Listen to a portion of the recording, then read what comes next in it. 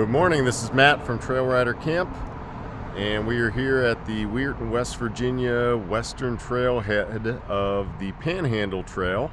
So the Panhandle Trail is about a 29-mile trail that runs from Carnegie, Pennsylvania, which is a suburb of Pittsburgh, and it pretty much runs directly west across the West Virginia straight line into the West Virginia Panhandle, hence the name, and it ends right here kind of on the outskirts of Weirton.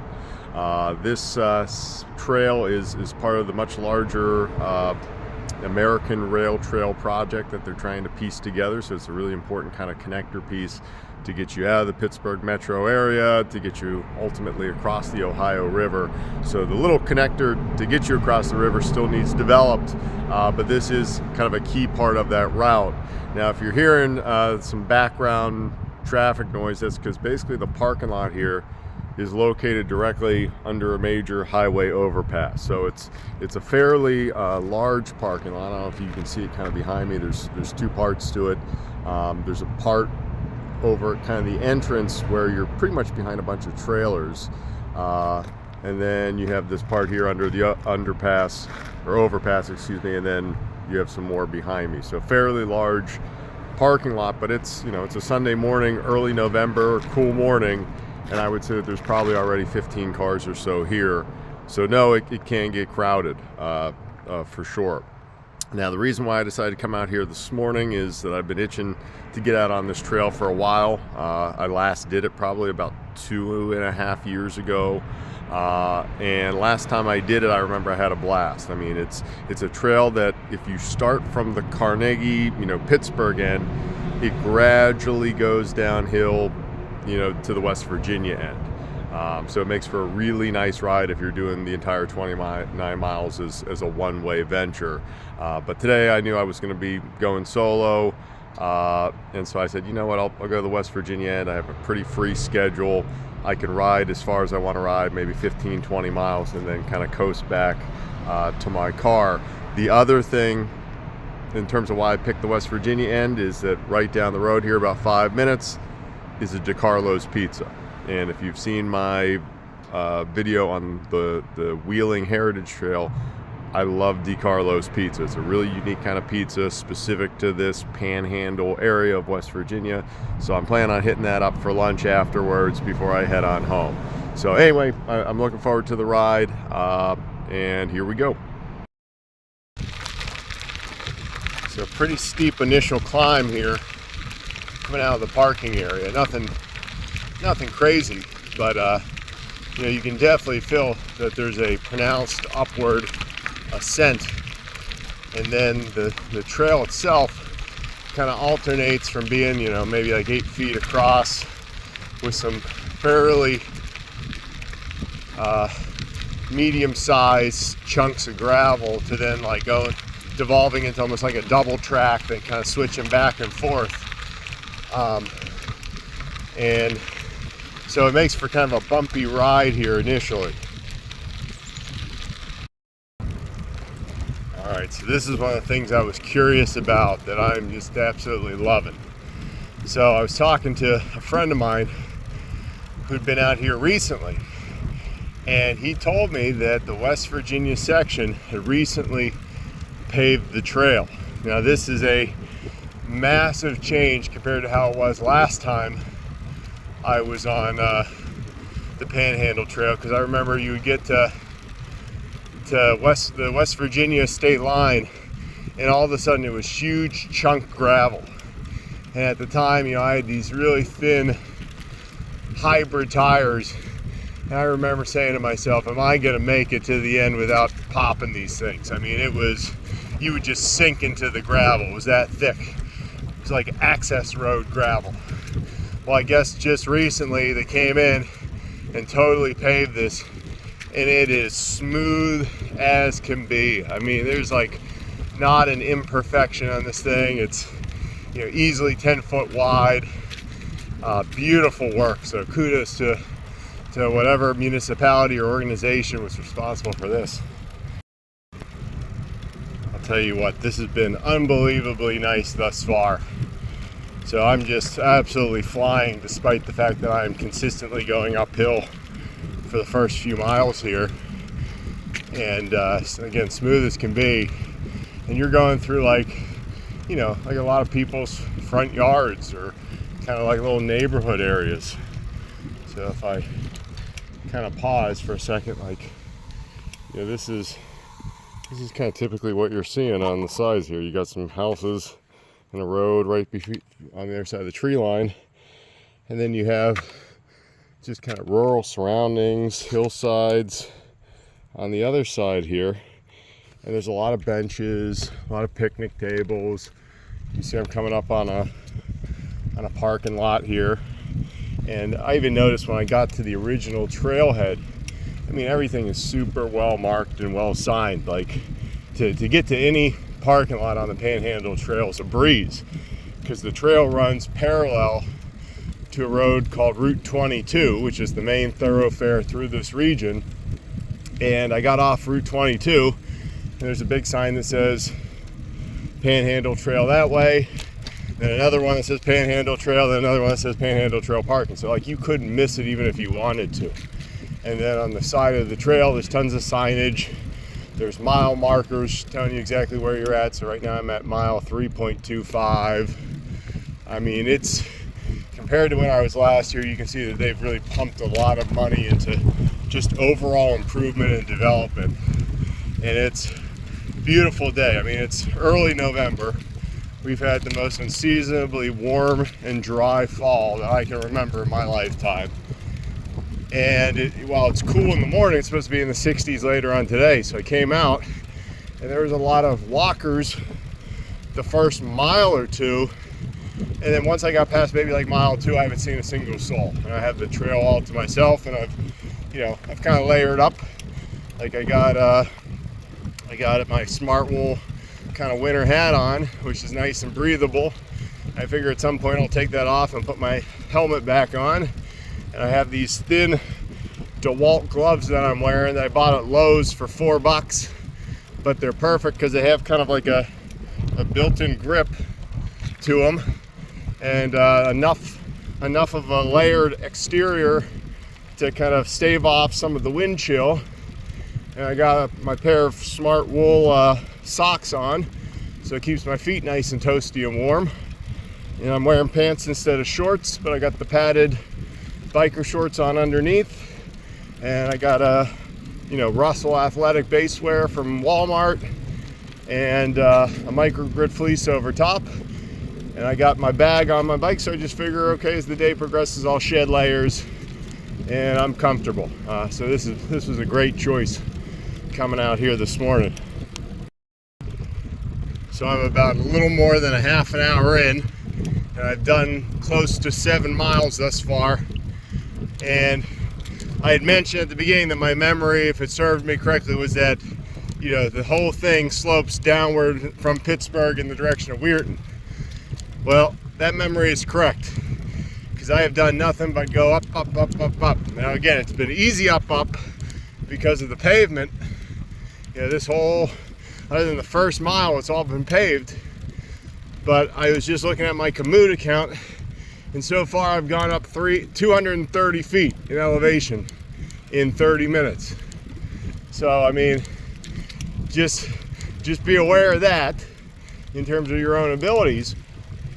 In the past, what I've done a few times when I'm riding with a buddy, and what I would recommend is, do kind of a shuttle car arrangement. So drive out here, drop one of the cars at the Weirton end, drive back to the eastern trailhead in Carnegie, do the 29 miles, shuttle back then to your original car, and then at mile 4 on the trail, there's Helicon Brewery, which is an absolutely awesome brewery. They make just awesome array of different beers. They got pinball set up, so it's very kid friendly. They got televisions, and literally their parking lot is right on the trail. So do the full 20 miles, shuttle back, reward yourself with a drink, hang out, rehydrate. I mean, it's awesome. So I'm about 10 miles in, and I have not really checked in a while, because frankly, there hasn't been much to check in about. Pretty consistent scenery to what you have right here, where I'm kind of like down in a gorge. Not really seeing anybody else out on the trail. No wildlife at all. Now that might also be the time of the year, as we're kind of inching toward winter, but who knows. I went past another parking lot back there, so I think altogether I've passed 4 parking lots maybe. So you could confirm that on the trail map. I mentioned the fact that there's lots of parking access and there's lots of picnic tables, but definitely no water and definitely no bathrooms. So be aware of that, or at least not in the first 10 miles coming out of Weirton. But I am still going up. That has not changed, and I still have pavement, though this pavement looks a little bit older than the pavement that I was on previously, which looked brand new. So they must have done this in phases, prior to the last time that I was here. So about a mile and a half after I last chimed in, the trail immediately got flat and I started flying. I was going, well in excess of 15 miles an hour for about, again, mile and a half, 2 miles or so. And I guess somewhere in that span I crossed into Pennsylvania, and I'm in Burgettstown now. So the trail, again, it's all paved, but you go right through kind of the heart of Burgettstown, and there's, I think it's called like Walden's Restaurant, which is located right on the trail, and is open right now. And then over here behind these trees there's like a little mini mart, so there is some food and drink amenities right on the trail if you need them. So I'm at about mile 15, so this was a logical place for me to stop and kind of turn around and shed some layers. By now it's probably right around 60 degrees, getting kind of warm. Still haven't really seen much in the way of people out on the trail. After coming out of Burgettstown, the ascent started upwards again, and my pace really slowed between that and kind of a pronounced headwind right in my face. The last 5 miles here were pretty sluggish in terms of progress, but now I'm turning around. I'm going to head back to the Weirton parking lot, and so I should be coasting pretty well from here on out.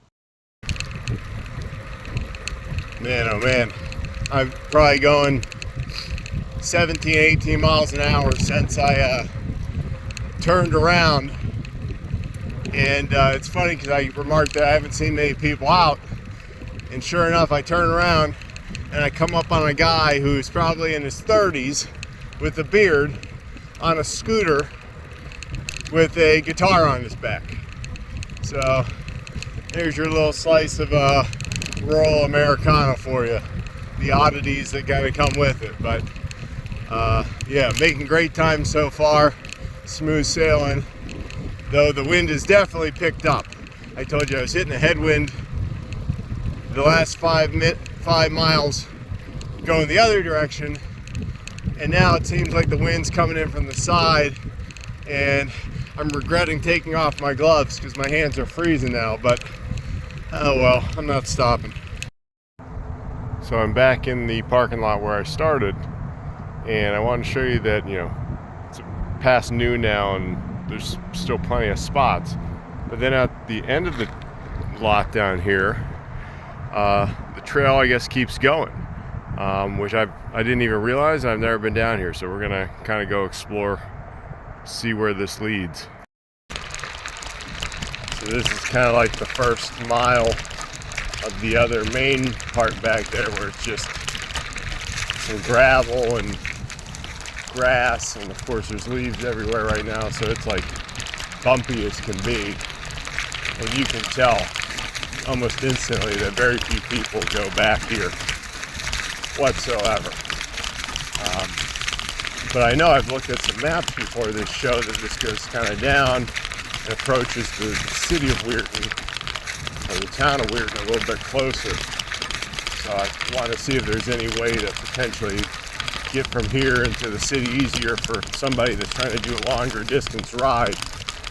And again, I apologize for the camera work, but this is not smooth, as opposed to the other trail where you 95% of it, you're on a smooth asphalt where you could have a bike, a road bike, no problem. But the only problem is that last mile, and then this. See, now we're down to like big gravel. A little bit dicey. I'm gonna turn off the tape. So we're at the official end of the Panhandle Trail, and it just abruptly stops. I mean, you can see I'm right back here, and you go from this, kind of loose, crazy gravel where you're bumping around like crazy, and then there's a picnic table right there. There's no sign. Over here there's like dense foliage, and then there's a drop off to a creek, and there's a road across on the other side of the creek, and you can see there's like an apartment building right there. So you're like very close to Weirton, but you can't get there because you're across the creek. And then this just stops, becomes kind of like an opening in grass, and then I walked back a little bit and that stops. And then over here is US 22 on the other side of this, which is a busy road. So there's no real reason to come down here whatsoever for anybody.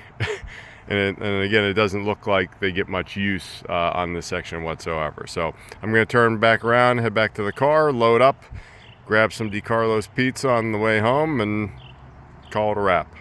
So this review is, of course, from the Weirton trailhead up through around mile 15, which puts you above, I think it's Bulger PA. So overall, from a scenery standpoint, I gave it a 5 out of 10.